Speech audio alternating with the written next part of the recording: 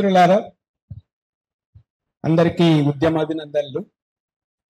ఈరోజు నిజంగా గద్దరన్న ఉండి ఉంటే అంతకుముందు మిత్రులు చెప్పినట్టు ఎన్ని పాటలు రాసేవారో, ఎన్ని కార్యక్రమాలు చేసేటువంటి వారో మనకు తెలుసు.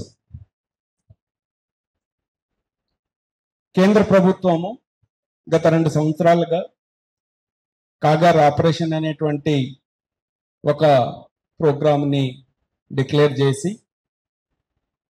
సెంట్రల్ ఇండియాలో ఉండేటువంటి ఆదివాసుల మీద ఒక యుద్ధమే ప్రకటించిందని చెప్పవచ్చు. అంటే ఈ ఆపరేషన్లో ఇండియన్ ఆర్మీ వివిధ రంగాలు, వివిధ అంటే ఆర్మ్డ్ ఫోర్సెస్ అంతా కూడా దీంట్లో ఇన్వాల్వ్ అయి ఉన్నాయి. నాకు అంటే నేను హిస్టోరియన్. బ్రిటిష్ కాలం మన ఇండియన్ ఆర్మీ ఇంకా ఆ కలోనియల్ స్ట్రక్చర్లోనే పని చేస్తుంది అనేటువంటిది మనం అర్థం చేసుకోవాలి. ప్రపంచంలో ఏ దేశంలో కూడా అంటే తన సొంత పౌరుల మీద తన ఆర్మీని ఉపయోగించేటువంటి ప్రాక్టీస్ కానీ ఆచారం కానీ ఎక్కడా లేదు. అది మన భారతదేశానికే చల్లుతుంది. అంటే కలోనియల్ పీరియడ్లో బ్రిటిష్ వాళ్ళు ఆర్మీని ఇక్కడ ఉండేటువంటి సబ్జెక్ట్స్ మీద మరి అప్పుడు ఉపయోగించి చాలా దారుణంగా చిత్రహింసలు చేసినటువంటి ఒక చరిత్ర ఉంది. అదే క్రమం ఈ రోజు నడుస్తూ ఉంది. ఆదివాసీ బిడ్డల మీద ఒక దాడి జరుగుతూ ఉంది. అయితే దీని మనము అంటే హింస ప్రతిహింస అనే దాని మీద చాలా పెద్ద చర్చ జరుగుతూ ఉంది. హింస ఏదైనా హింసనే, ప్రతి హింసని కూడా మనము వ్యతిరేకించాల్సినటువంటి అవసరం ఉంది. కాబట్టి దీని మీద అంటే వైలెన్సా కౌంటర్ వైలెన్సా అనేటువంటిది చర్చ కాకుండా వైలెన్స్ ని మనము వ్యతిరేకిద్దామని ఈ సభాముఖంగా మీ అందరికీ తెలియజేస్తూ ఉన్నాను. మిత్రులారా, అంటే ఈ ప్రభుత్వానికి ప్రాణాన్ని ఇచ్చేటువంటి అధికారము లేనప్పుడు ప్రాణాలు తీసేటువంటి అధికారం కూడా లేదు. when they don't have ఒక power to give life, they don't have right to take away our ఒక లైఫ్ ఆల్సో. అది ఈరోజు ఎందుకు జరుగుతూ ఉంది అని అంటే, నేను ఆదివాసుల మీద రీసెర్చ్ చేస్తూ ఉంటాను. ఈరోజు ఆదివాసుల పరిస్థితి ఎట్లయిపోయింది అని అంటే, వాళ్ళ ప్రాంతంలో ఈరోజు అంటే అడవి సంపద లేకపోతే ఖనిజ సంపద ఉండడము వాళ్ళకు ఒక శాపంగా అయిపోయింది. ఈరోజు అంటే ఈ ఆపరేషన్ నక్సలైట్ల మీద చేస్తున్నామని ప్రభుత్వం భావిస్తూ ఉంది, అంటే చెప్తూ ఉంది మనకు. కానీ ఇది నక్సలైట్ల మీద కాదు, ఇది ఆదివాసుల మీద జరుగుతున్నటువంటి దాడి అనేటువంటిది మనం అర్థం చేసుకోవాలి. ఎందుకు అని అంటే ఈ ప్రాంతంలో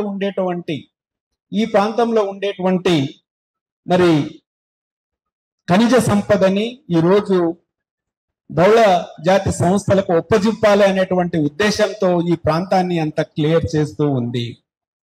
నేను ఒరిస్సా, మరి జార్ఖండ్, మరి నాగ్పూర్, మన అంటే ఈ ఏరియా గడ్చిరోలి ఏరియా అంతా తిరగడం జరిగింది. ఆదివాసుల పరిస్థితి చాలా దారుణంగా ఉంది ఈ ఏరియాలో. కలహండి జిల్లాలో ఒరిస్సాలో ఆదివాసులు మన మామిడికాయ టెంకలో ఉండేటువంటి ఇత్తనం ఉంటది కదా, అది యాక్చువల్గా తింటూ ఉంటారు. అది తిని పాయిజన్ అయి చాలా మంది ఆదివాసులు చచ్చిపోయినటువంటి ఒక పరిస్థితి ఉంది. నేను చాలా మందిని కలిసినప్పుడు వాళ్ళు చెప్పింది ఏంది అని అంటే, ఏదో ఒక అన్యాయం జరిగి పోలీస్ స్టేషన్లకు వెళ్ళి కేసు పెడితేనో లేకుంటే అక్కడ తహసీల్ ఆఫీసుకు పోయి మాకు ఈ అన్యాయం జరిగిందని చెప్తేనే వీళ్ళ మీద అనేకమైనటువంటి కేసులు బనాయించి వీళ్ళంతా నక్సలైట్లని వాళ్ళకు ముద్ర వేసి క్రమంగా వాళ్ళని అరెస్ట్ చేసి వాళ్ళంతటా వాళ్ళే అంటే ఒకసారి ముద్ర వేసేసేసి వాళ్ళే ఇక ఈ నక్సలైట్ ప్రవాహంలో కలిసిపోయేటువంటి విధంగా స్టేటే చేస్తున్నటువంటి ఒక పరిస్థితి మనకు ఆదివాసీ గుడాల్లో కనిపిస్తూ ఉంది. చాలా మంది అంటే అన్యాయంగా మరి నక్సలైట్ ముద్ర వేసి వాళ్ళని టార్చర్ పెట్టి అట్లా చేయడం వల్ల ఒక ఫ్రస్ట్రేషన్ లో చాలా మంది ఆదివాసీ బిడ్డలు ఈరోజు నక్సలైట్ ప్రభావంలోకి వెళ్ళడము, మరి ఆ రాజకీయ సిద్ధాంతంలోకి వెళ్ళడము అనేటువంటిది జరుగుతూ ఉన్నది. ఈరోజు ఆదివాసుల సమస్యలని పరిష్కరించకుండా ఆదివాసుల మీద ఈరోజు ప్రభుత్వము మరి యుద్ధం ప్రకటించడం అనేటువంటిది చాలా మనకు హేయమైనటువంటి చర్య. చాలా దారుణంగా ఉంది పరిస్థితి యాక్చువల్లీ ఆదివాసీ గుడాల్లో. ఇప్పటికీ కూడా వర్షాకాలం వస్తే మరి వాటర్ బాండ్ డిసీజెస్ వచ్చి చాలా మంది ఆదివాసులు చచ్చిపోతున్నటువంటి ఒక పరిస్థితి ఉంది. అంటే కనీసం మనము సేఫ్ వాటర్ ని కూడా ప్రొవైడ్ చేయలేనటువంటి ఈ ప్రభుత్వము మనము ఇక్కడ చూస్తూ ఉన్నాము. తినడానికి తిండి లేనటువంటి ఒక పరిస్థితి ఉంది. ఈరోజు ఆదివాసీ ప్రాంతాల్లో చూస్తే మొత్తం మైగ్రేషన్. ఈరోజు మీరు మా గచ్చిబౌలి ఏరియా గనక చూస్తే మొత్తం కన్స్ట్రక్షన్ లేబర్ అంతా కూడా ఛత్తీస్గఢ్, జార్ఖండ్, ఒరిస్సా నుంచి వచ్చినటువంటి ఆదివాసులు. అంటే దాదాపు ఒక 600-700 కిలోమీటర్లు దాటి కూడా వాళ్ళు మైగ్రేషన్ కి సిటీలకు వస్తున్నారు అని అంటే, ఎందుకు వస్తున్నారు అని అంటే అక్కడ ఏమీ లేనటువంటి ఒక పరిస్థితి ఉంది. సో మిత్రులారా, నేను అనేది ఏంటి అని అంటే ఆదివాసీ సమస్యని రిజాల్వ్ చేయకుండా ఈరోజు మరి నక్సలైట్లని ఒక ముద్ర వేసేసి వీళ్ళందరినీ చంపేయాలి అనేటువంటి ఒక ప్రయత్నము మరి కేంద్ర ప్రభుత్వం చేస్తుంది అనేటువంటిది మనం అర్థం చేసుకోవాలి. ఎందుకు చేస్తుంది అని అంటే అంతకుముందు నేను చెప్పినట్టు ఇక్కడ ఉన్నటువంటి మైనింగ్స్ మీద వీళ్ళు ఈరోజు కన్నేసి ఉన్నారు. ఈరోజు మీకంతా తెలుసు, ఈ వేదాంత కంపెనీ కానీ, టాటా కంపెనీలు కానీ, మరి అదానీ కంపెనీలు కానీ ఏ విధంగా ఈ ప్రాంతంలో మరి కంపెనీలు అంటే మైనింగ్ కంపెనీస్ ను సెటప్ చేశారు. నేను చాలా ఏరియాలు తిరగడం జరిగింది. ఆ ప్రాంతంలో మొత్తం కూడా వేదాంత తన కబ్జాలోకి తీసుకోవడం జరిగింది. ఎక్కడ పోయి చూసినా అంత వేదాంత బోర్డులు మనకు కనిపిస్తాయి. గవర్నమెంట్ ఆఫీసుల మీద కూడా వేదాంత తహసీల్ ఆఫీస్, ఊళ్ళో ఉండే తహసీల్ ఆఫీస్ పేరు మీద కూడా వేదాంత అని రాసి ఉంటారు. అంటే అంత వెళ్ళేటువంటి ఒక ప్రయత్నం జరుగుతూ ఉంది. అక్కడ నియాంగిరి హిల్స్ అని కలాండి జిల్లాలో ఉంది. అక్కడ ఆదివాసులు దాదాపు గత 10 సంవత్సరాలుగా పోరాటం చేస్తూ ఉన్నారు. సో దాన్ని అంటే సుప్రీంకోర్టు జడ్జిమెంట్ కూడా వచ్చింది, ఇక్కడ ఈ ప్రాంతాన్ని మైనింగ్ చేయొద్దు అని. అయినా వాళ్ళు చాలా స్లోగా ఇక్కడ ఉండేటువంటి ఆదివాసులను వాళ్ళ ఆధీనంలోకి తెచ్చుకొని ఇక్కడ ఈ ప్రాంతాన్ని మరి మైనింగ్ చేయాలనేటువంటి ప్రయత్నము వేదంతా చేస్తున్నటువంటి ఒక పరిస్థితి ఉంది.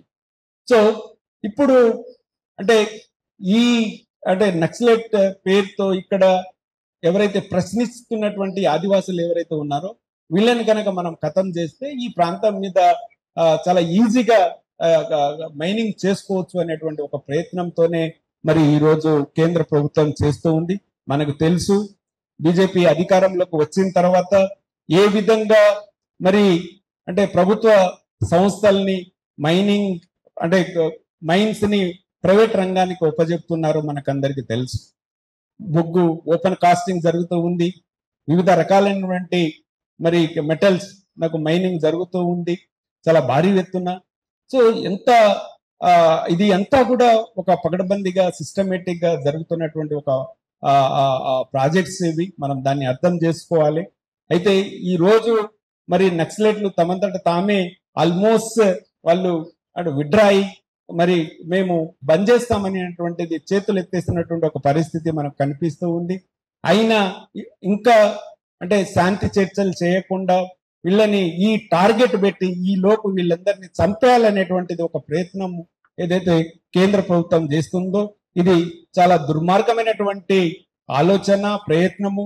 ఈ ప్రయత్నాన్ని కేంద్ర ప్రభుత్వం ఇమ్మీడియట్ గా బంద్ చేసి మరి శాంతి చర్చలకు మరి ఇమ్మీడియట్ గా పూనుకోవాలని ఈ సభాముఖంగా కేంద్ర ప్రభుత్వానికి నేను మనవి చేస్తూ ఉన్నాను మిత్రులారా. Thank you so much.